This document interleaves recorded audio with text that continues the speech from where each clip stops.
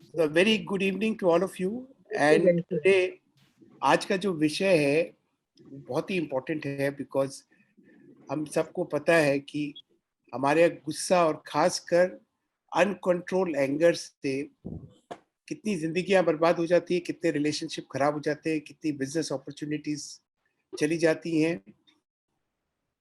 और गुस्सा जो है वो हमारे खुद के शरीर को बहुत नुकसान पहुंचाता है। ब्लड प्रेशर और लाइफस्टाइल की जितनी भी बीमारियां हैं, चाहे वो डायबिटीज हो, चाहे वो ब्लड प्रेशर हो, चाहे हार्ट प्रॉब्लम हो, इसका सबका भी रूट जो है वो अनकंट्रोल्ड एंगर है। तो हमारे खुद के लिए भी बहुत खराब है और दूसरों के लिए भी बहुत खराब है। हमारी पर्सनल लाइफ और पर्सनल रिलेशनशिप में भी बहुत अनकंट्रोल्ड एंगर का बहुत नुकसान वाले रिजल्ट्स होंगे।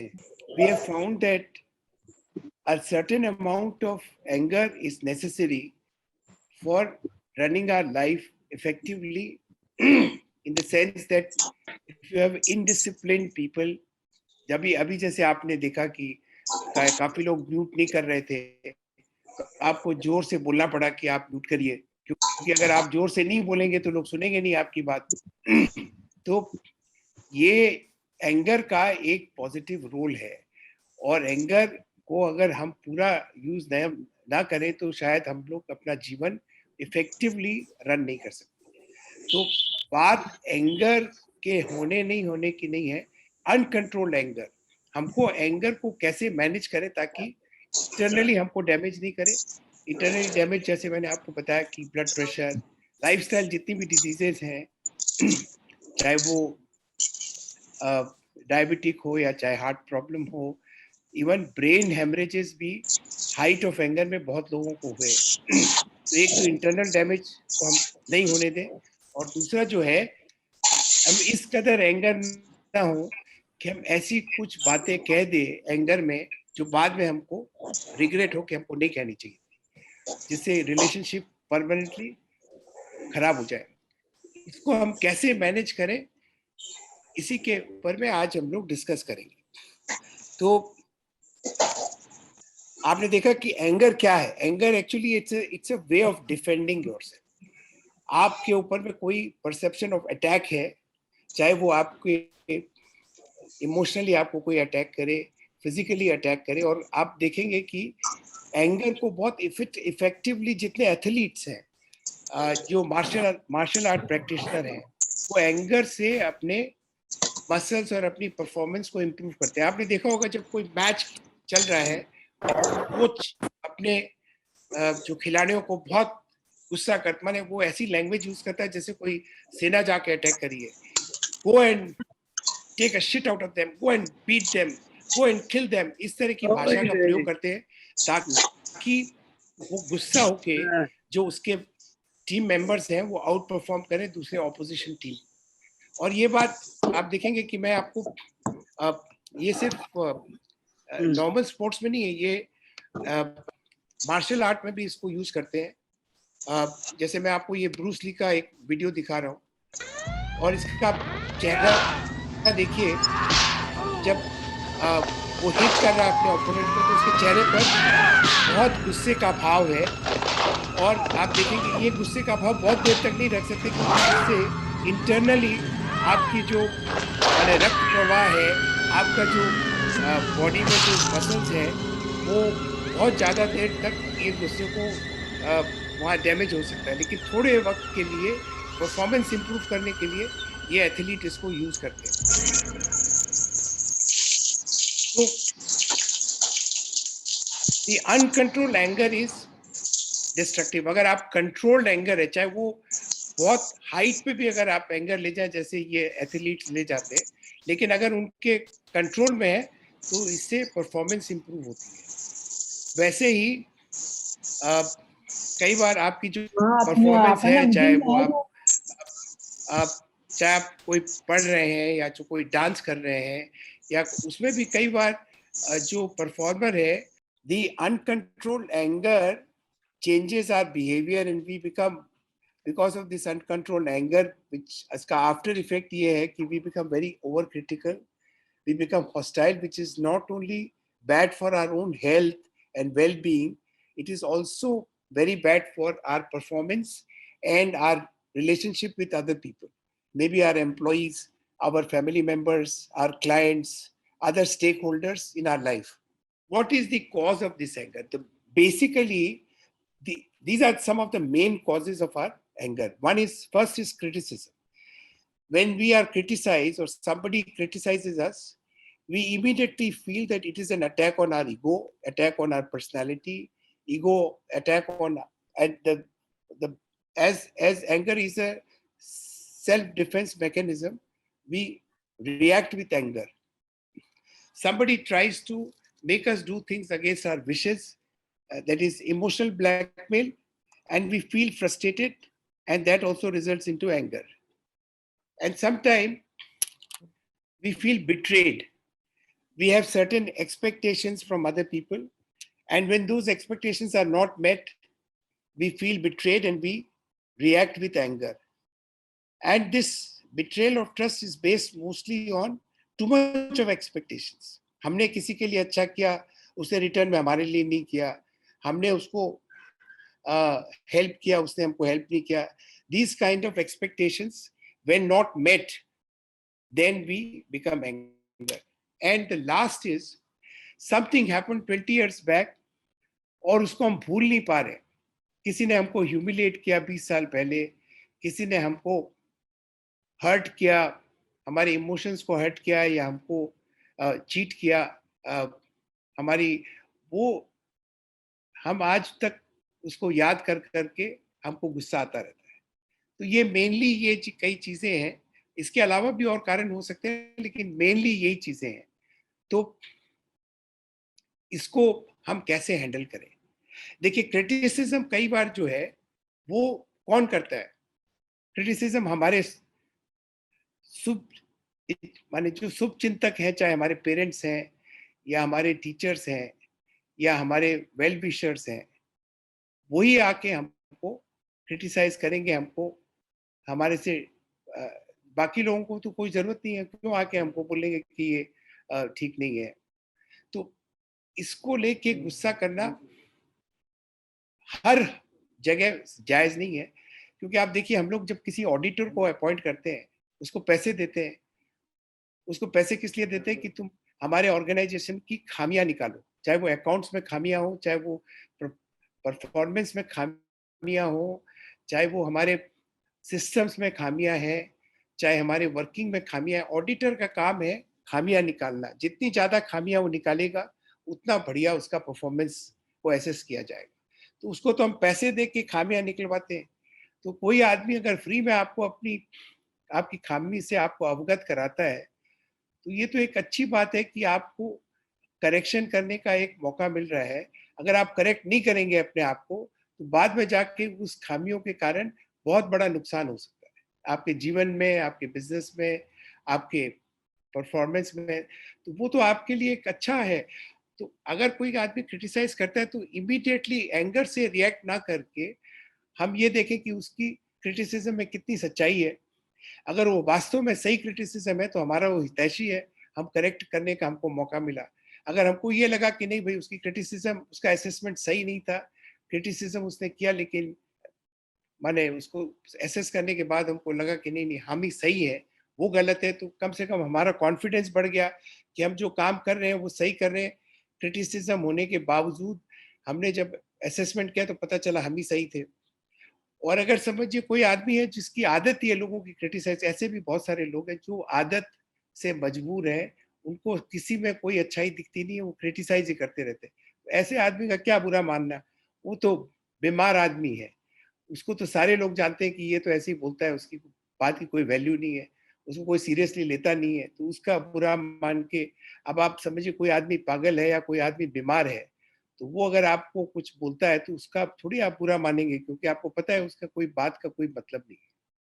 तो ये एक क्रिटिसिज्म से हम लोग अगर ऑब्जेक्टिवली क्रिटिसिज्म को एक्सेप्ट करें और उसको उस पर रिएक्ट एंगर से नहीं करके एक ऑब्जेक्टिवली रिएक्ट करें, तो शायद एंगर का रिएक्शन 90% टाइम में नहीं होगा.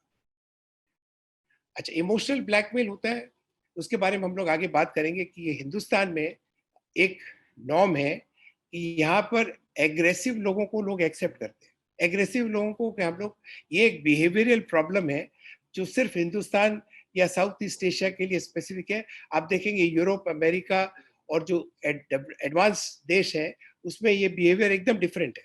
तो इसके लिए हम लोग चर्चा करेंगे थोड़ी देर बाद। बिट्रेयल ऑफ ट्रस्ट, ये mostly too much of expectation के कारण है। तो आप ये देखिए कि आपने किसी को भला किया, जरूरी नहीं है उसका रिस्पॉन्स आपको कोई रेसिप्रोकेट करेगा। तो एक्सपेक्टेशन कम रखने में ही बढ़िया है। एक्सपेक्टेशन आप रखिए, बता रहे किससे हम एक्सपेक्टेशन करें, अपने बच्चों से तो हम एक्सपेक्टेशन कर नहीं सकते।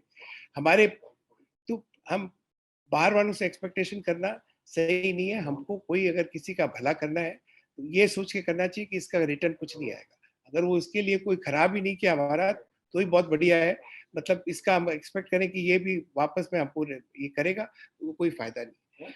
अब देखिए मेमोरीज ऑफ ट्रॉमा, देखिए कोई आदमी आपको हर्ट किया 20 साल पहले, तो वो तो सिर्फ एक बार हर्ट का रिस्पॉन्सिबल है। उसकी माने जो उसने जो आपको हर्ट किया वो एक बार किया, तो एक बार हर्ट के लिए, लेकिन आपने उस बात को 10,000 बार सोच के पिछले 20 सालों में अपने आप को 10,000 बार हर्ट किया। तो ज्यादा किसने हर्ट किया? अपने आप को आपने किया, क्योंकि आप भूल नहीं पा रहे उस घटना को, उस वाक्य को, और उसको बार बार याद करके आप अपने आप को हर्ट किए जा रहे हो। और जितनी बार आप हर्ट करेंगे उतनी बार आपका गुस्सा बढ़ता जाएगा। तो ये इसका कारण वो नहीं है, इसका कारण आप खुद है। तो इसलिए हमारे जैसे जैनियों में फॉरगिवनेस का एक बहुत बड़ा महत्व है। हमारे यहाँ फॉरगिवनेस डे हम मनाते हैं। तो हमको तो कम से कम फॉरगिव कर देना चाहिए, क्योंकि ये फॉरगिवनेस उसके लिए नहीं है, फॉरगिवनेस हमारे खुद के लिए है। हम अपने आप को उस ट्रॉमा से आज़ाद कर रहे हैं, उससे उसका कोई लेना देना नहीं। हम उस आज़ादी से अपने आप, अपना हेल्थ, अपनी सोच, अपनी परफॉर्मेंस, अपनी सुख शांति को फ्री कर रहे हैं। तो ये बहुत जरूरी है कि हम किसी भी घटना को बार बार याद करके ट्रॉमेटाइज नहीं हो, उसको फॉरगिव और फॉरगेट कर दें। तो एंगर का एक कारण ये भी चला जाएगा। तो ये देखिए, ये है 7 लेवल्स ऑफ एंगर। ये शुरू होता है इरिटेशन से। आपको कोई आदमी के बिहेवियर से इरिटेशन हो रहा है, उसके बाद आप फ्रस्ट्रेट हो रहे हैं, फिर आपको एक परमानेंट रिसेंटमेंट हो गया, फिर एक बहुत बड़ा ग्रज हुआ उसके केस में, उसके बाद में आप कॉन्टेम्प्ट, माने उसके बाद में अगर सही भी बात बोलेगा तो आप उसको हर चीज में आप गुस्से से देखेंगे, आपकी सही बात भी उसकी गलत लगेगी। उससे नेक्स्ट लेवल है हेट, माने you will start hating that man. And last है रेज। रेज एक ऐसा लेवल है गुस्से का जब आप पागल, हम लोग पागलों की तरह बिहेव करते हैं। हमारे को कुछ मालूम नहीं है, हम अपना सर फोड़ लेते हैं, चीजों को तोड़ देते हैं, एक पागल की तरह बिहेव। ये एकदम हाइट ऑफ एंगर है। तो हमें चेष्टा ये करनी है कि हम एंगर का निदान ये बिगिनिंग इरिटेशन लेवल में ही करें, रेज तक पहुंचने ही नहीं दें। क्योंकि रेज तक पहुंचने के बाद में वो अनकंट्रोल्ड एंगर है। तो उसके बाद तो मतलब ये रेज के लेवल में लोगों को ब्रेन हैमरेज हो जाता है, हार्ट अटैक हो जाता है, लोगों की नसें फट जाती है। तो रेज लेवल तक तो एंगर को ले जाना ही नहीं चाहिए। तो इरिटेशन लेवल में हम कैसे एंगर को हैंडल करें, ये अभी हम लोग इसकी बात करेंगे।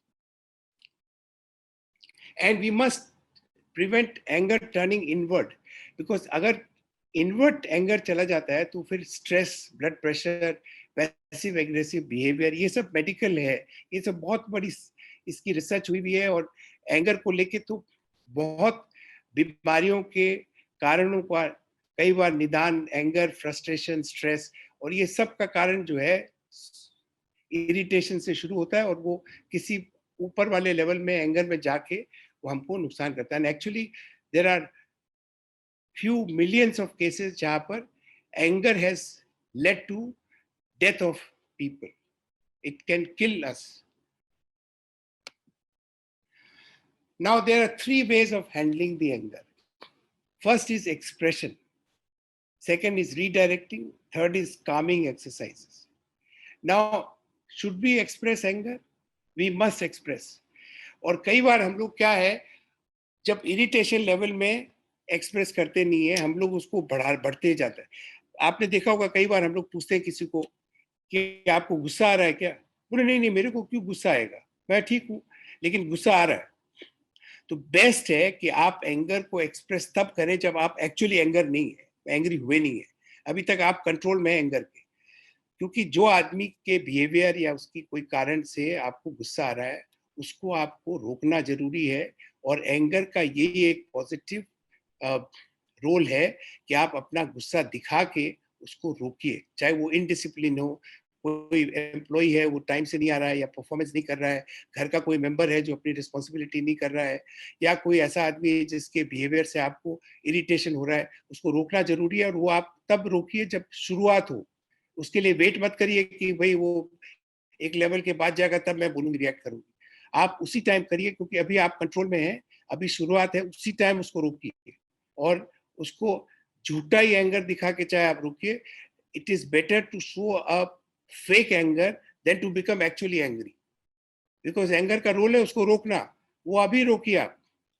अच्छा, दूसरी जो रीडायरेक्शन और कामिंग की हम लोग बात में बात करेंगे। अच्छा, ये मैं एक आपको दिखाना चाहता हूँ वीडियो, और ये मैंने कई बार अनुभव किया है कि दूसरा अगर कोई जोर ऊंची आवाज में आपसे बात कर रहा है, अगर एंगर है, एंग्री है, तो आप उसके एंगर का जवाब एंगर से मत दीजिए। मैं देखिए अपने जीवन में, और मेरे जीवन में कई बार हुआ है, मेरे 2 बच्चे हैं, एक लड़की है प्रज्ञा और एक लड़का है प्रशांत, और ये दोनों का बड़ा रिएक्शन अलग है। मैं कई बार प्रज्ञा को जब वो थोड़ी छोटी थी और मैं कभी जोर से उसको कोई डांट लगाता तो वो भी रिएक्ट करती जोर से। अब वो अगर जोर से रिएक्ट करती तो मेरा गुस्सा और बढ़ जाता, मैं और जोर से रिएक्ट करता। उसके बाद ये हालत होती थी कि कौन कितना जोर से बोल सकता है, आपस में एक कॉम्पिटिशन हो जाता। और अल्टीमेटली होता ये कि हम लोग, वो रोना रोना चालू कर देती और वो फिर मेरे को तो हथियार डालने पड़ते। अब वो रो रही है, क्या करें, उसकी बात ही बहन रह जाती। और उसके बाद हम एक एक डेढ़ महीना आपस में बात नहीं करते, और वो उसका कोई पॉजिटिव आउटकम नहीं था। प्रशांत के साथ मैं जब भी कोई तेज आवाज में बात करता तो वो डिलिबरेटली अपनी आवाज और नीची कर लेता और मेरे को बोलता, पापा चिल, आपको ब्लड प्रेशर है, क्यों आप बोल रहे हैं, तो बैठिए बैठिए आराम से, let's have a man to man, heart to heart talk. वो अपनी आवाज नीचे कर लेता तो मुझे ऐसे लगता कि मेरे में मेच्योरिटी कम है, उसमें मेच्योरिटी ज्यादा है। He was acting like a father, I was acting like a son. तो मैं उस सिचुएशन में I was used to feel little humbly, माने शर्मिंदगी होती थी मेरे को, और वो अपनी बात मनवा लेता था। तो आप ये देखिए, किसी भी सिचुएशन में जो आदमी आपा खोएगा, जो आदमी जोर से बोलेगा, वो कंट्रोल, उस सिचुएशन उसके हाथ से निकल जाएगी। सिचुएशन कंट्रोल वो करता है जो अपना आपा नहीं खोता है। जो कोई दूसरा आदमी तेज आवाज में बात कर रहा है, आप तेज आवाज में बात रिएक्ट नहीं कर रहे। ये देखिए, ये वीडियो है, लेकिन अब अपने पास समय कम है इसलिए मैं आपको वीडियो नहीं दिखा रहा हूँ। उसमें एक आदमी बहुत चिल्लाता है और उसका जो वकील है वो बहुत शांत से बोल रहा है, अल्टीमेटली वो भी शांत हो जाता है, वो भी, उसकी भी आवाज जो है वो नीचे आ जाती है। तो ये आप देखिएगा, कई बार अगर कोई आपको जोर से कोई बात बोले, आप जोर से उसको रिएक्ट मत करिए, आप उसको, और आपकी नॉर्मल जो आवाज की इंटेंसिटी ना उससे भी धीरे, आप you start whispering. When you start whispering he gets a message कि मैं कर क्या रहा हूँ, वो भी फिर उसका भी टोन जो है वो नीचे आ जाएगा, और that is a better way of handling. Now हम लोग बात कर रहे थे एसर्टिव और एग्रेसिव बिहेवियर। अब क्या है, अभी अगर हम लोग एग्रेसिव और एसर्टिव बिहेवियर की बात करेंगे तो नॉर्मली लोग बोलेंगे कि एग्रेसिव बिहेवियर माने गुस्सा दिखाना। ऐसे एग्रेसिव बिहेवियर वो नहीं है। हमारे यहाँ हम लोग बहुत सटल वे में एग्रेसिवनेस दिखाते हैं। मैं आपको एग्जांपल देता हूँ। मैं सच्चा अभी समझिए डाइटिंग कर रहा हूँ, और मैं अपनी चाची जी के यहाँ खाना खाने गया, और वो बोली, जी प्रदीप बाबू थारे वास्ते मैं आज दाल रो सीरो बनाए हुए या बादाम रो सीरो बनाए हुए। अरे मैं बोले, मैंने तो खानो को नहीं, घी है और चीनी है, मन को नहीं खानो, डॉक्टर मना कर रखी। बोले ना नहीं, एक दिन खाने में कहीं फर्क पड़े, ले थान खानो पड़ती, मैं थारे वास्ते स्पेशल बनाए हुए। अब ये जो है, अपने समझते हैं कि भाई काकी जी बहुत प्रेम कर रही है, और इसमें क्या है, एक दिन आप खा लेंगे तो क्या फर्क पड़ जाएगा, काकी जी का मन रख लीजिए। लेकिन ये एक एग्रेसिव बिहेवियर है कि आप किसी व्यक्ति को उसकी मर्जी के बिना काम करने के लिए जोर दे रही हैं, ये एग्रेसिव बिहेवियर ऐसा नहीं करना चाहिए। मेरा डाइट है और आप क्या समझते हैं कि ये खाली चाची जी करती है, मैं कल बुआ जी के पास जाऊंगा, परसों किसी दोस्त के पास जाऊंगा, फिर किसी और के पास जाऊंगा, रोज यही रिपीट होगा। वो लोग बोलेंगे अरे एक दिन में खाने में कहीं फर्क पड़े, अरे एक एक दिन का 100 दिन खाना पड़ती, and I then my whole health will go. मेरा हेल्थ परमिट नहीं कर रहा, मुझे डॉक्टर ने मना किया है, क्यों आप मेरे को प्रेशराइज करने के लिए जो मैं नहीं करना चाहता। और एसर्टिव बिहेवियर क्या है कि उन्होंने थाली में सीरा रख दिया, मैंने खाया नहीं, ये एसर्टिव बिहेवियर। लेकिन उसको क्या मानेंगे, ओ कोई बात हुई गई, अब इत तो प्रेम से खानो दियो थे, खाओ को नहीं। तो आप न तो एग्रेसिव बिहेवियर करिए, न एग्रेसिव बिहेवियर को एक्सेप्ट करिए, न किसी के ऊपर में एग्रेशन करना है, न उसका एग्रेशन को एक्सेप्ट करना है। ये आप देखिए फॉरेन कंट्रीज में कोई एग्रेसिव बिहेवियर नहीं करता। आपको एक बार पूछेगा आपको लेना है, आप बोलेंगे नहीं लेना, वो आपको दोबारा पूछेगा ही नहीं।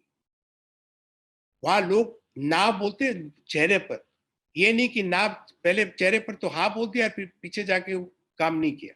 People are very simple and straight. हमारे यहाँ हम लोग बोलते कुछ है और करते कुछ है। तो ये जो, अब जैसे मैं हस्बैंड वाइफ की बात करता हूँ, मैं उस पार्टी में नहीं जाऊंगी, आप नहीं चलेंगे तो मैं जाऊंगी नहीं। अरे यार तुम जाओ ना पार्टी में, उस पार्टी में मेरे को कोई इंटरेस्ट नहीं है। मैं जिसमें तुमको जाना नहीं है उसमें तुमको मैं इंडिपेंडेंस दूंगा कि तुम मत जाओ, लेकिन मेरे को जहाँ जाना नहीं उतनी इंडिपेंडेंस आप मेरे को भी दीजिए कि मैं भी नहीं जाऊंगा। ये एक अंडरस्टैंडिंग हस्बैंड वाइफ में बहुत जरूरी है कि जो चीज हम लोग दोनों एंजॉय करें, जहां जाके दोनों को मजा आए वहां दोनों जाए। जहां हमको मजा नहीं आता आप मेरे को इंडिपेंडेंस दीजिए कि हम नहीं जाए, आप जाइए। और जहां तुमको नहीं जाना उस दिन मैं तुमको प्रेशराइज नहीं करूंगा आने के लिए, चाहे वो फैमिली फंक्शन हो, चाहे ऑफिस का फंक्शन हो। बहुत बार होता है मेरे ऑफिस का फंक्शन है, मेरी वाइफ बोलती नहीं मेरे को नहीं जाना, मैं किससे बात करूंगी, क्या बात है, नहीं नहीं तुम जाओगी नहीं तो लोग पूछेंगे, अरे क्या है यार, पूछेंगे यार, छोड़ो यार, उसको नहीं जाना तो छोड़िए, उसको इंडिपेंडेंस दीजिए। लेकिन क्या होता है ये छोटी छोटी बातें, लेकिन इससे फ्रस्ट्रेशन बढ़ती है। अब मेरे को अगर कोई ऐसी पिक्चर ले जाए मेरी वाइफ जो मेरे को एकदम पसंद नहीं है, मेरे तो हेडेक हो जाएगा वहां पे जाके, लेकिन मैं कैसे अकेली जाऊंगी जो आप चलिए मेरे साथ। तो ये हम लोग हिंदुस्तान में ये है, बाहर में लोग इसको समझते हैं कि लोग नहीं करते एक दूसरे को pressure. Now next is redirecting. कई बार क्या होता है कि इस एंगर को लोग पॉजिटिवली यूज करते हैं, इस एंगर को एज ए चैलेंज। देखिए जिंदगी में सबसे बड़ी खुशी तब मिलती है जब आप अपने क्रिटिक्स को रॉन्ग प्रूफ कर दें, वो चीजें करें जो दूसरे सोचते हैं कि आप कर नहीं सकते। माने the biggest pleasure in life to do things, other things you can't do, और to prove your critics wrong. तो कोई आपकी क्रिटिसिज्म करे कि था तो हुआ कौन ये, और ये आपको ऐसे ह्यूमिलेट कर दिया कि तुम तो गुड फॉर नथिंग हो, ये उसको अगर आप वो चीज करके दिखा देते हैं। देखिए नॉर्मल सर्कमस्टेंसेस में आप शायद नहीं करते, लेकिन एक्सेप्शनल सर्कमस्टेंसेस में जब आपको ह्यूमिलेट किया गया हो तब आप बिल्कुल जोर से वो जो परसिव लिमिटेशन है आपकी, उससे आप बियॉन्ड जाके आप कर सकते हैं। मैं आपको एक कहानी सुनाता हूँ। विंस्टन चर्चिल 62 इयर्स की उम्र तक कभी उन्होंने पब्लिक स्पीच नहीं दी। एक बार उनके पिताजी की तबीयत खराब हो गई थी तो उन्होंने अपना स्पीच लेके उनको बोला कि तुम जाके पार्लियामेंट में इसको पढ़ देना। अब उन्होंने तो कभी पब्लिक के सामने खड़े होकर स्पीच दी नहीं। वो जब खड़े हुए वो कागज को पढ़ने लगे तो उनका एकदम दिमाग ब्लैंक हो गया, उनकी जबान एकदम बंद हो गई और बहुत नर्वस हो गए, आंखों से आंसू आए, ब्लैंक हो गया, पढ़ नहीं सके।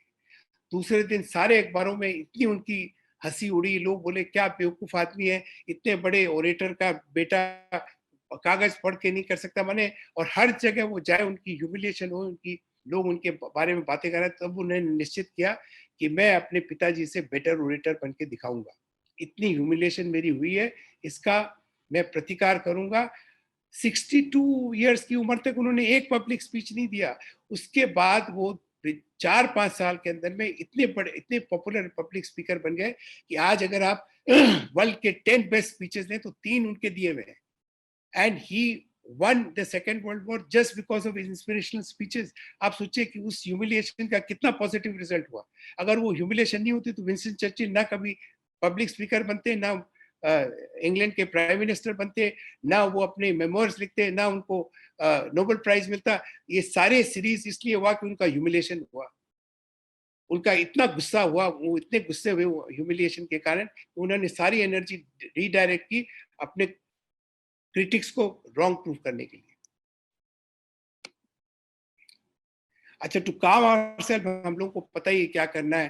परीक्षा ध्यान कर सकते हैं, हम लोग गाना सुन सकते हैं, हम लोग लंबी सांसें ले सकते हैं, हम प्राणायाम कर सकते हैं। ये सब करके हम अपने नर्व्स को काम कर सकते हैं, हमारा जो गुस्सा है वो शांत हो जाएगा। हमारा जो एजिटेटिंग माइंड है, वो एजिटेटिंग माइंड को शांत करने के ये कई तरीके हैं, क्योंकि अगर हमारे पास और कोई उपाय नहीं है तो हम कम से कम उस गुस्से को शांत करें मन को, ताकि वो हमारा ब्लड प्रेशर या हार्ट प्रॉब्लम या कोई ब्रेन प्रॉब्लम नहीं क्रिएट करे।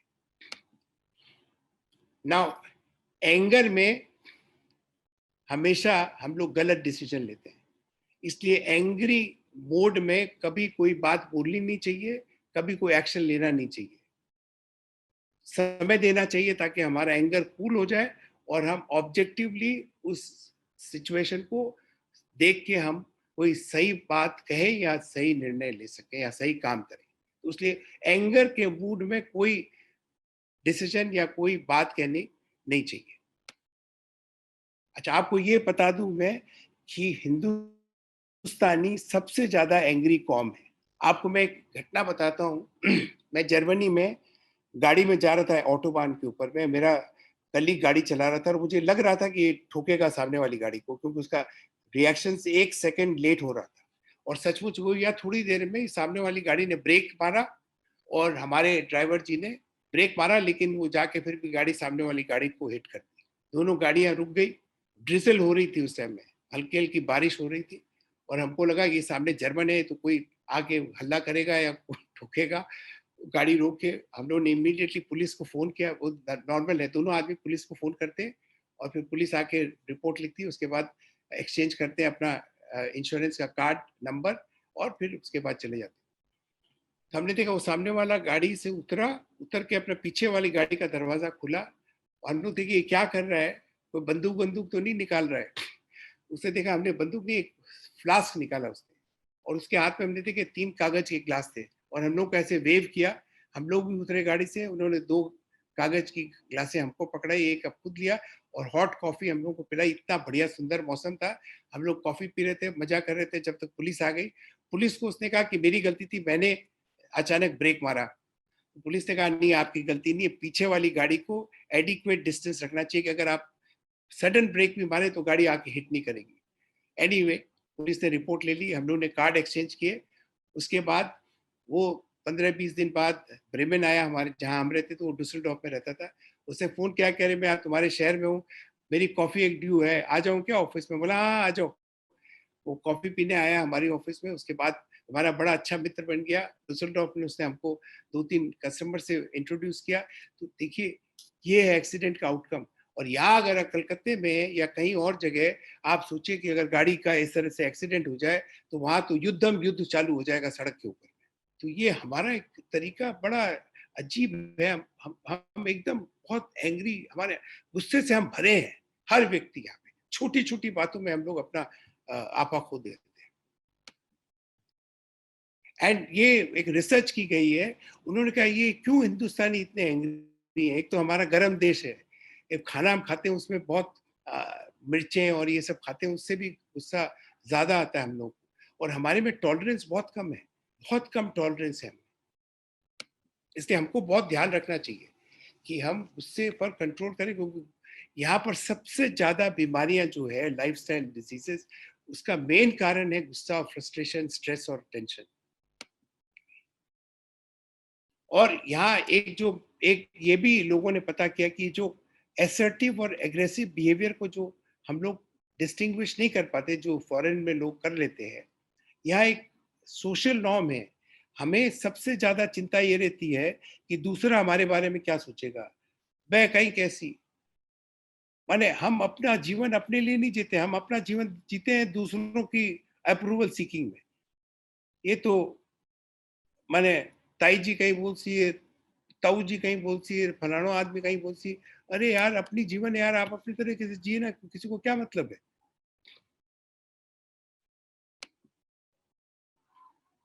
तो we are too concern about what other people going to think about us.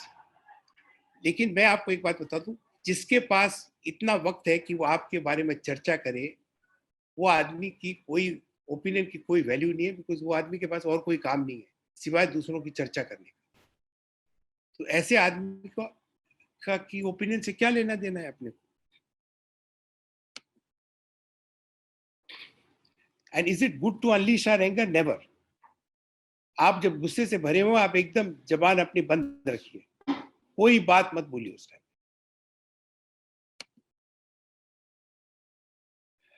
The best way to handle anger is to find out what triggers our anger.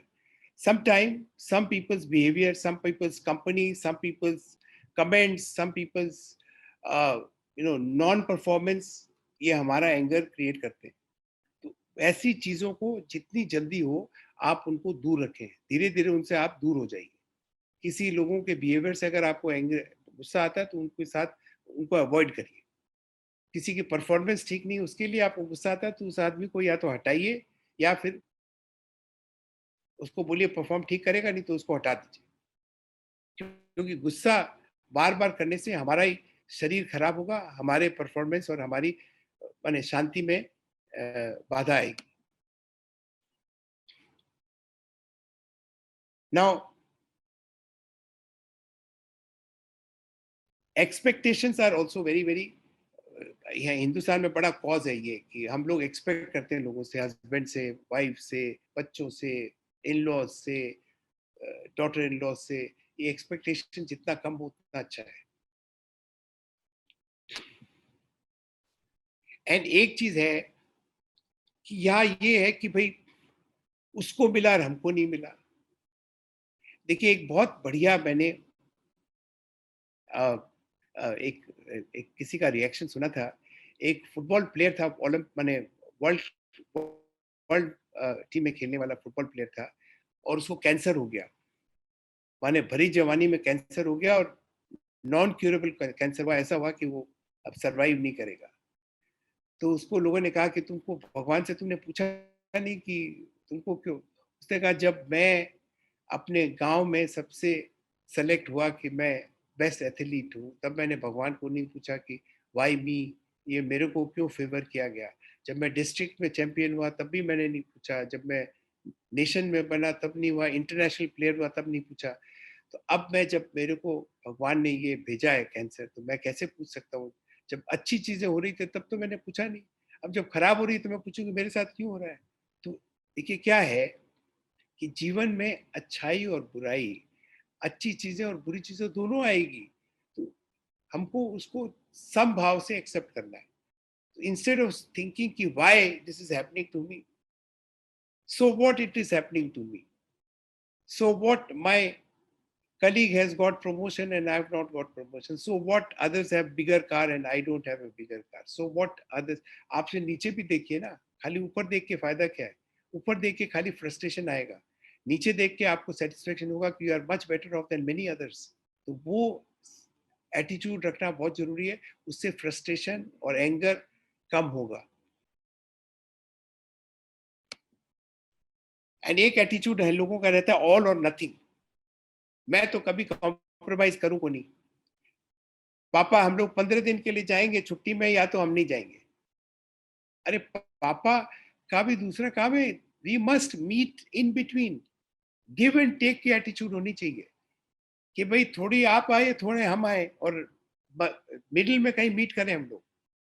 तो ये जो कई लोगों का एटीट्यूड है ऑल और नथिंग, क्या तो ये होगा या नहीं होगा, तो ऐसे लोगों से डील करना बहुत डिफिकल्ट है, और ये हमेशा फ्रस्ट्रेटेड रहते हैं ऐसे लोग।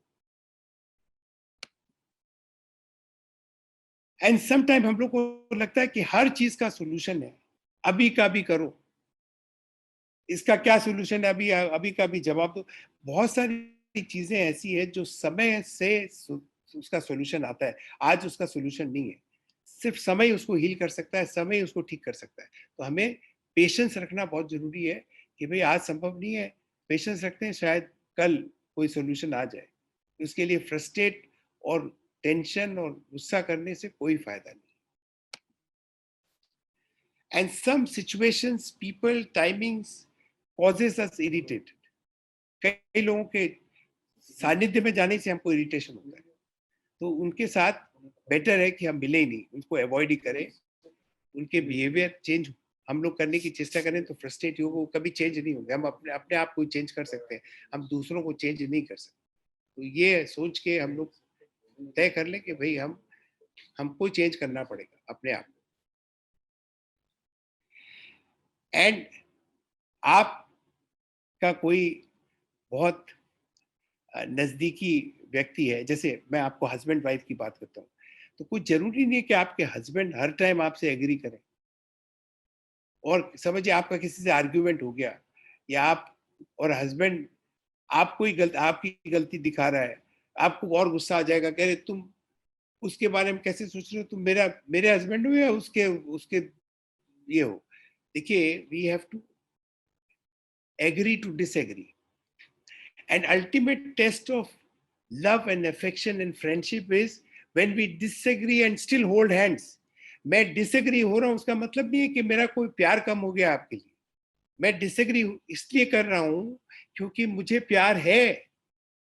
मैं चाहता हूं कि तुम मेरी बात को समझो. मैं डिसएग्री तुम्हें अपना डिसएग्रीमेंट इसलिए बता रहा हूं कि मुझे लगता है कि तुम्हें करेक्ट करने की जरूरत है, करेक्शन करने की जरूरत है, और मैं तुम्हारा शुभ चिंतक हूं, इसलिए मैं तुमको बोल रहा हूं कि तुम गलत हो. तो ये हर टाइम एग्रीमेंट से अफेक्शन और प्यार और फ्रेंडशिप को जोड़ना ये सही नहीं है. कई बार क्या होता है कि हमारे जो खास नजदीक लोग जब हमारे अगेंस्ट में बोलते हैं या हमको क्रिटिसाइज करते हैं तो हमको बड़ा गुस्सा आता है, लेकिन वो गुस्सा जायज नहीं है. एंड समटाइम ह्यूमर बहुत टेंस सिचुएशन में, अगर आपको उस टेंस सिचुएशन को अगर रिड्यूस करना है टेंशन, तो कई बार आप अपने ऊपर कोई जोक बोल सकते हैं, दूसरे पर नहीं बोल सकते. अगर आप सिचुएशन को शांत करने के लिए आप अपने ऊपर कोई हंसी कर लें या कोई जोक बोल दें, तो वो पूरी की पूरी टेंस सिचुएशन. देखिए क्या है, गुस्से में, ये गुस्से की सिचुएशन में हमें ये ध्यान रखना है कि किसी दूसरे व्यक्ति को हम अनइम्पॉर्टेंट फील नहीं कराएं या लो फील नहीं कराएं. हम अपने आप को लो फील करा सकते हैं दूसरों को दिखाने के लिए, ताकि उनको लगे कि वो इम्पोर्टेंट है. अगर ऐसा हम कर सके तो शायद बहुत टेंस सिचुएशन को भी ईज कर सकेंगे. एंड ये सारी चीजें करने के बावजूद अगर समझिए हम गुस्से पर काबू नहीं पा सक रहे, गुस्सा हमारा इंटीग्रल पार्ट है, और गुस्से से हम बड़े मतलब हमारी शरीर, हमारे हेल्थ और हमारी रिलेशनशिप, हमारे काम करने के लोगों के साथ हमारी रिलेशन खराब हो रही है, तो ऐसी सिचुएशन में हम काउंसलर के पास जा सकते हैं. कई जगह हमने देखा है कि काउंसलर के पास जाने से बहुत हेल्प मिलती है. लोग धीरे धीरे अपने गुस्से पर काबू पा लेते हैं, गुस्से को कंट्रोल करना या मैनेज करना सीख जाते हैं. तो काउंसलर से सलाह करना कोई बुरी बात नहीं है. आपको लगे कि आपके घर में कोई ऐसा व्यक्ति है जो अपने गुस्से पर काबू नहीं पा रहा है, या आप खुद का काबू नहीं पा रहे, तो उसको काउंसलर के पास आप ले जा सकते हैं. So unregulated anger can make things worse. And ये एक विशियस साइकिल है. आप गुस्सा करेंगे, अगला आदमी गुस्सा करेगा, वो बैडली बिहेव करेगा, फिर आपको गुस्सा बेसी आएगा, तो ये एक सर्कल है, ये विशियस सर्कल है. इस विशियस सर्कल से निकल के एक वर्चुअस सर्कल में जाना जरूरी है कि किसी को गुस्सा आए लेकिन मैं गुस्से का रिएक्शन गुस्से से नहीं करूंगा. और अगर आप गुस्से का रिएक्शन गुस्से से नहीं करेंगे, उसको शांत करने की चेष्टा करेंगे, जैसे मैंने कहा आपकी लोअर वॉइस करिए या कुछ इस तरह की तरीका, या आप ऑब्जेक्टिवली उस सिचुएशन को ऑब्जर्व करिए, आप उसमें इमोशनली इन्वॉल्व ना हो, आप उसका रिएक्शन गुस्से से ना दें, तो शायद आप न सिर्फ अपना गुस्सा कंट्रोल करें, अगले का भी, और वो पूरी सिचुएशन को आप कंट्रोल करें. और कई बार उस गुस्से को आप इंटरनलाइज इन दैट सेंस, उसको मोटिवेशन के हिसाब से यूज करके आप वो सब परफॉर्मेंस कर सकते हैं जो आप नॉर्मल सर्कमस्टेंसेस में वो परफॉर्म नहीं कर सकेंगे.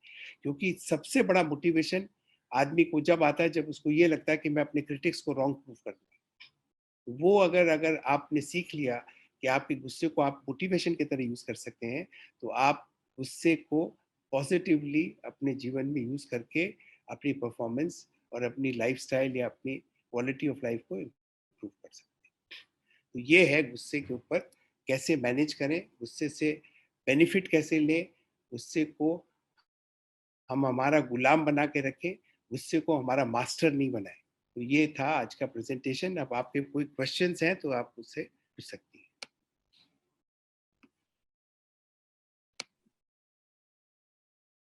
किसी के भी क्वेश्चंस है तो वो चैट बॉक्स में डाल दें, वरना रेज हैंड कर दें, आपको अनम्यूट कर दिया जाएगा। सर मैं पूछना चाहती हूँ, जैसे बहुत बार होते हैं कि हम लोग कोई बात बोलना चाहते हैं पर वो अपनी थोपना चाहते हैं और सुनना नहीं चाहते हैं कि पहले मुझे सुनो फिर तुम बोलो, तो उस समय हमें अपना क्या रिएक्शन देना चाहिए? नहीं, उस टाइम तो आप उसकी बात सुनिए पूरी, क्योंकि आप अगर पूरी बात सुनेंगे तो आधी बात तो आधा गुस्सा या कोई ऐसी बात हो तो खत्म हो जाएगी उसकी। देखिए, सुनना में तो आपको एडवांटेज है, वो तो अपने लास्ट टाइम अपने डिस्कस किया ही था कि आप अगर उसकी पूरी बात सुनेंगे, कई बार तो ये होता है कि सिर्फ उनको बात सुनानी है, वही सोल्यूशन है। तो आप पूरी बात सुन लीजिए शांति से, आप, क्योंकि आप बात सुन के ही उसका सोल्यूशन निकाल सकती है, आप बोल के सोल्यूशन नहीं निकाल सकेंगे। तो आप सुन लीजिए पूरी बात, उसकी बात में उसका सोल्यूशन भी वो दे देगा या दे देगी आप। तो सुनिए, सुनने में क्या दिक्कत है, सुनिए शांति से, हमको बोलने की जरूरत क्या है। Priti ji Tated, Noida. And it's a humble request, जब सर हमारे प्लेटफॉर्म पे है तो कम से कम आप अपनी स्क्रीन खोलकर उनसे बात करें, क्योंकि ये उनके साथ रूबरू होने का एक अवसर है हमारे लिए। तो सभी से रिक्वेस्ट करूंगी कि जो क्वेश्चन पूछ रहे हैं, काइंडली अगर पॉसिबल हो सके तो प्लीज अपनी स्क्रीन खोलें। Jai Jinesh, Neelam ji, sorry, I will not be able to put on my screen because I am out somewhere. So, but I want to ask sir a question. Like, can you please throw some light on the difference between assertiveness and the aggressiveness? So, how to differentiate and how to react differently to these situations? देखिए, मैंने आपको explain किया, aggressive behaviour is making other people do things against their wishes. This is aggressive behavior. It can be between parents and children. It can be between husband and wife. It can be between friends. It can be between anybody. Aggressive behavior माने कि हम, उसकी इच्छा नहीं है लेकिन हम जबरदस्ती उसको वो काम करा देते हैं और अपने प्रेम का, फ्रेंडशिप का, रिलेशनशिप का हवाला देके हम लोग वो काम करवाते हैं। और उसमें फिर एक्सपेक्टेशन ये रहती कि मैं आज तुम्हारे साथ पिक्चर देखने गया जो मुझे पसंद नहीं थी, तो कल तुम मेरे साथ नाटक देखने जाओगी जो तुमको पसंद नहीं। तो माने I will torture you and you will torture me. Why should we do this? Let her not come with me if she's not wanting to come, and by doing that I am buying my liberty so that next time she wants me to go somewhere where I don't want to go, I have now liberty not to go. ऐसा देखिएगा, बहुत मैंने आपको उदाहरण दिया, खाना जबरदस्ती खिलाना, बच्चों को बोलना आज तो बट ताई जी रट जानो पड़सी, नाराज हो जैसी थिलो काल भी को नहीं गया। अब बच्चों की इच्छा नहीं जाने की, लेकिन हम जबरदस्ती उनको ले जाते हैं क्योंकि ताई जी नाराज हो जाएगी। अरे भैया, नहीं इच्छा है तो मत जाओ, let them have that liberty to do what they want. लेकिन हम तो करते रहते हैं क्योंकि कोई फैमिली इशू है, कोई क्या सोच लेगा, ये इशू है, तो हम लोग तो करते रहते हैं ये। इसको जितना कम करेंगे उतना फ्रस्ट्रेशन और टेंशन की माने सिचुएशंस कम हो जाएगी।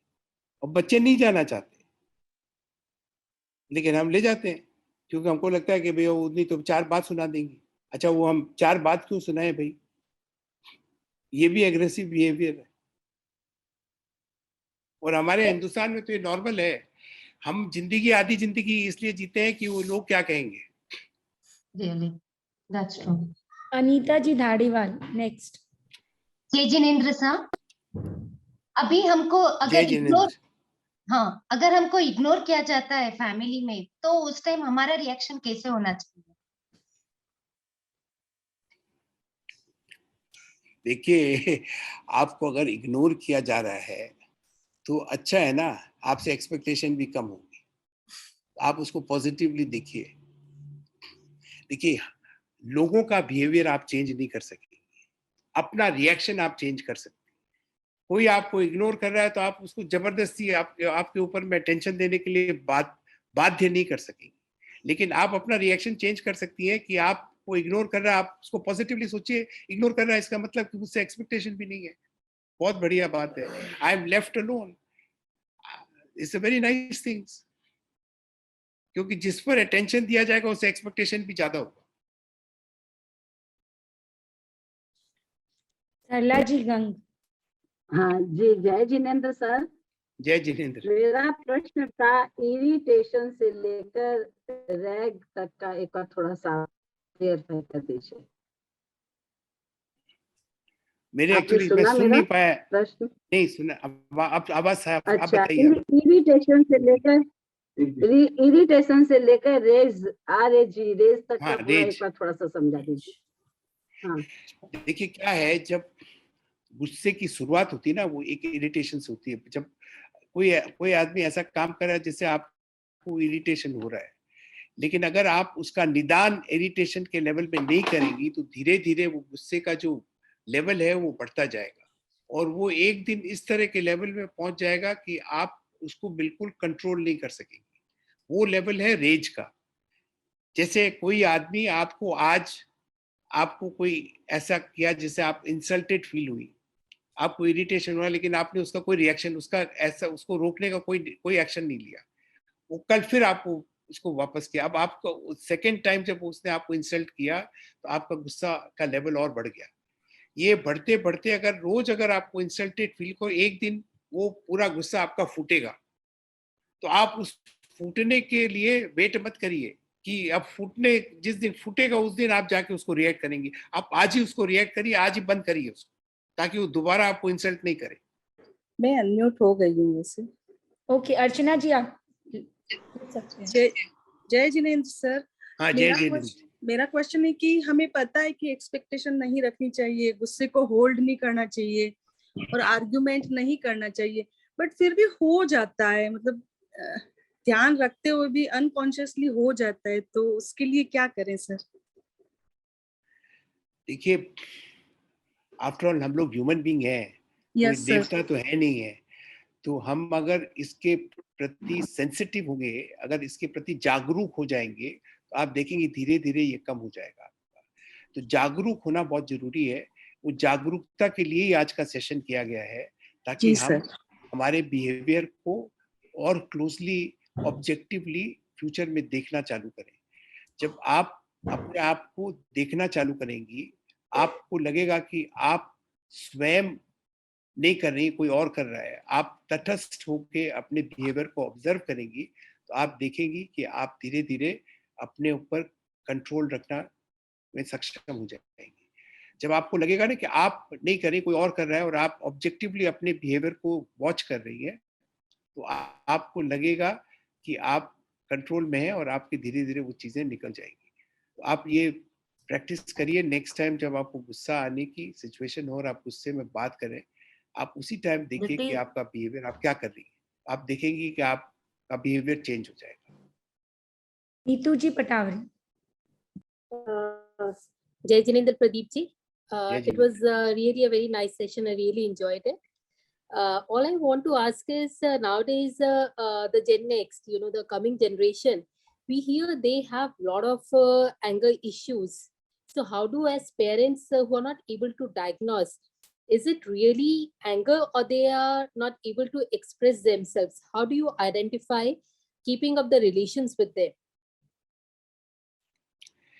देखिए, बच्चों को कोई भी चीज सिखाने के लिए ये जरूरी है कि हम पहले उस चीज को अडॉप्ट करें। देखिए, बच्चे हमारी बातों से सीखते नहीं है, हमारे बिहेवियर से ज्यादा सीखते हैं। आप अगर बच्चों को बोलेंगे सच बोलो, और आप अगर खुद सच नहीं बोल रही हैं, तो वो आपकी बात सुनेंगे नहीं। और अगर वो आपको देखेंगे कि आप हमेशा बहुत डिफिकल्ट सिचुएशंस भी सच बोलने के लिए तत्पर हैं और सच ही बोलती हैं, तो नेक्स्ट टाइम वो आपको कॉपी करेंगे। तो पहला तो ये है कि आप अगर खुद उस तरह के बिहेवियरल एग्जाम्पल सेटअप करेंगी, तो आप देखेंगे बच्चे भी आपको फॉलो करेंगे। पहली तो बात ये है। और दूसरी बात ये है कि अगर वो फ्रस्ट्रेटेड है या गुस्से में है या अपना हैंडल नहीं कर पा रहे गुस्सा, तो आप उनसे बात करने की चेष्टा करिए, उनको डिफ्यूज वो एंगर को डिफ्यूज करने की चेष्टा करिए। जैसे मैंने आपको आज ये सारी बातें बताई, तो आप ये सारी बातें अगर बच्चों के साथ अप्रोप्रिएट टाइम में शेयर करेंगी तो शायद उससे उनका मैंने तो देखिए कम से कम 25,000 स्कूल की लड़कियों को जेडी बिरला, मैंने 15 साल तक ये मैंने सॉफ्ट स्किल क्लासेस मैंने की, और बहुत सारे बच्चे मेरे को आके बाद में बोले कि सर आपके क्लासेस के बाद मुझे बहुत गुस्सा आता था, लेकिन अब मैं आपकी बात समझ गई, अब मैं चेष्टा कर रही हूँ मेरा गुस्सा कम हो और मेरे रिलेशनशिप इम्प्रूव हो गए, पेरेंट्स से रिलेशनशिप इम्प्रूव हो गए। नहीं तो मैं तो बहुत बदतमीजी से अपने पेरेंट्स से बात करती थी, मुझे बहुत गुस्सा आता था, लेकिन अब now my relationship has improved with my parents, my relationship has improved with my friends, with my teachers, तो अब मुझे गुस्सा कम आने लग गया है। तो ये आप देखिए, ये एक दिन में तो कोई चेंज होगा नहीं, धीरे धीरे चेंज होगा, लेकिन अगर हम चेष्टा कंटिन्यू करेंगे तो ये चेंज जरूर होगा। मैंने बहुत सारे बच्चों में चेंज देखा है और होता है। मैंने उनके पेरेंट्स और ग्रैंड पेरेंट्स भी मेरे को बाद में फोन करके बोले कि भाई जी थे के कर दियो, मारे तो पुती है जो आजकल मने ज्ञान देवे, तो चेंज होता है, हो जाएगा आपके केस में। That'll be really helpful if you could take a class for our kids as well. No, I am taking such classes. I am taking such classes in schools and colleges. Okay. Yes. Thank you so much. Thank you.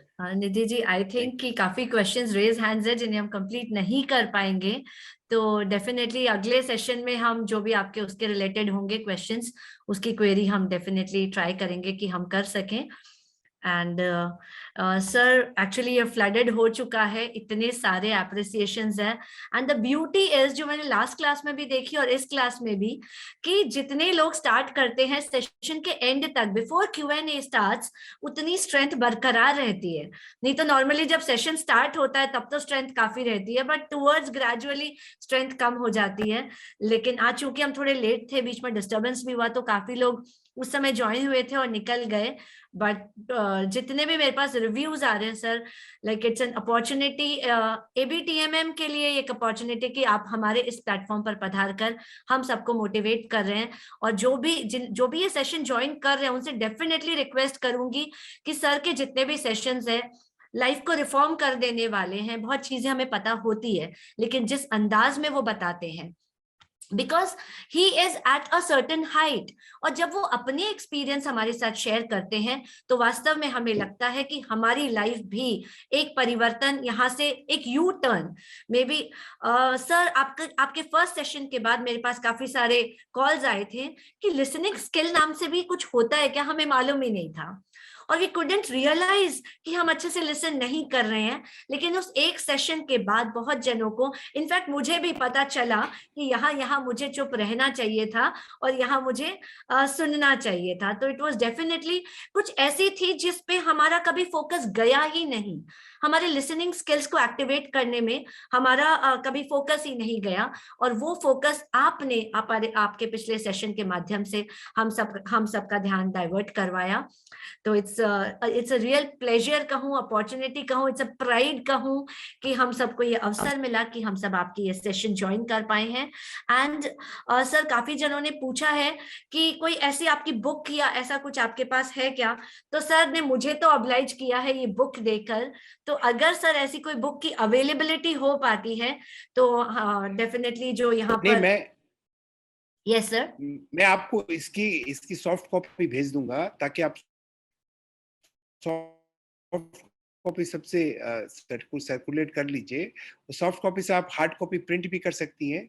जिनके पास soft copy है वो soft copy online भी पढ़ सकते हैं, और अगर उनको हार्ड कॉपी करना तो they can print and get it hard copy. So I will send you the soft copy all the books of soft skills. क्योंकि एंगर की मैंने पढ़ी थी, आपने जब गिफ्ट की, तो ये एंगर की काफी अच्छी डेफिनेशन इसमें दी हुई है। तो जैसे ही सर सॉफ्ट कॉपी भेजेंगे मैं हमारे ग्रुप्स में सर्कुलेट कर दूंगी। So it would be very helpful कि सर ने जो पढ़ाया है उसके हैंडआउट्स हमारे पास होंगे, तो जब हमें लाइफ में जरूरत पड़ेगी हम उसे यूज कर सकते हैं। So sir we can not wait till next Friday. So 2 Fridays down हो चुके हैं और आने वाले फ्राइडेज का हमें बेसब्री से इंतजार रहेगा।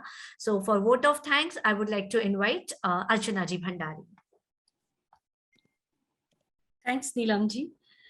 सर मैं क्या बोलूं, good evening sir. Good evening. It was such a good session. When I heard about this session, तो बच्चे बोल रहे थे mummy this is for you, and I was telling my kids no, this is for you. I think this session was completely dedicated to all the kids and all the moms जो एक दूसरे का रिवेल मानते हैं कि ये इनको ये सेशन करना चाहिए या इनको सेशन करना चाहिए. Sir, there are so many things you cleared today. Like aggression or aggressiveness is not a positive, it's not a negative thing. It's positive thing also, where you need aggressiveness. So you cleared this thing. Aggressiveness is not at all a bad thing. कुछ जगह होती है जहां आपको चाहिए कि आपको थोड़ा सा aggressive होना है, but in a control way. So I like many things, sir. जिसको थोड़ा 2-3 चीजें मैं highlight करना चाहूंगी जो आज के सेशन में मुझे लगता है 250 से ज्यादा आज हमारी बहनें और बच्चियां जुड़ी थी, उनको 300 प्लस. Wow, very nice. सबसे पहले थैंक्स साथ में करना चाहूंगी हमारी अखिल भारतीय तेरापन महिला मंडल की अध्यक्ष श्रीमती नीलम जी सेठिया का, जिन्होंने इतना अच्छा सेशन आपसे जुड़ करके हम बहनों को और हम सब बेटियों को यहाँ पर दिया.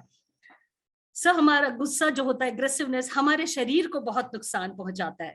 ये आपने सबसे पहले बताया, और दिस इज वेरी ट्रू कि हमें सबसे ज्यादा अपने से एक अफेक्शन या लव रखना चाहिए, हमारे शरीर को तो हम बचा सकें.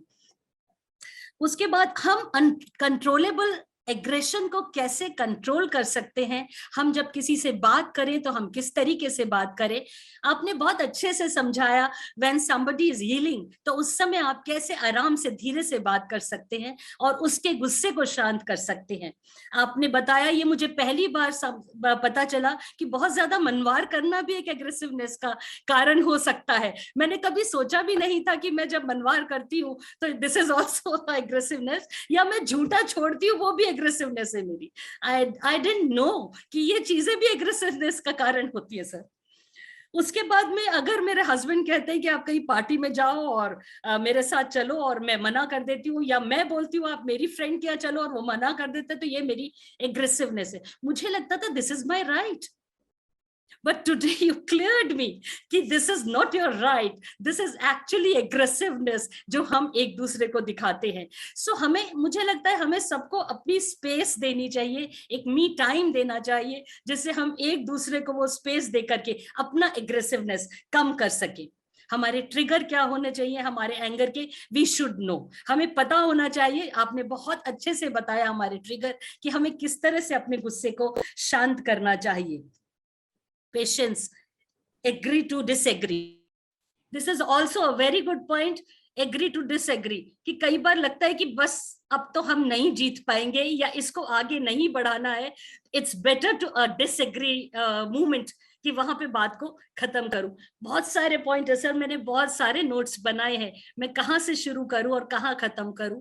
आई थिंक कम से कम हम 300 लोग जो आज प्लस 300 प्लस हम जुड़े हैं, वो जरूर एक दूसरे से प्रॉमिस करें, अपने परिवार से प्रॉमिस करें, अपने बच्चों से प्रॉमिस करें कि हम अपने एग्रेशन को अगर खत्म नहीं कर सकते तो आज सर ने जिस तरह से हमें समझाया उसको कम से कम करने की जरूर कोशिश करेंगे. कैसे धन्यवाद करूं सर, मैं अकेली धन्यवाद नहीं, मैं उन 300 प्लस मेरी बहनों की तरफ से आपको बहुत बहुत धन्यवाद करना चाहती हूँ. And looking forward for next Friday कि आप हमारे लिए क्या नया लेकर आ रहे. Thank you so much sir, thank you so much. Thank you so much, Pradeep sir. Thank you.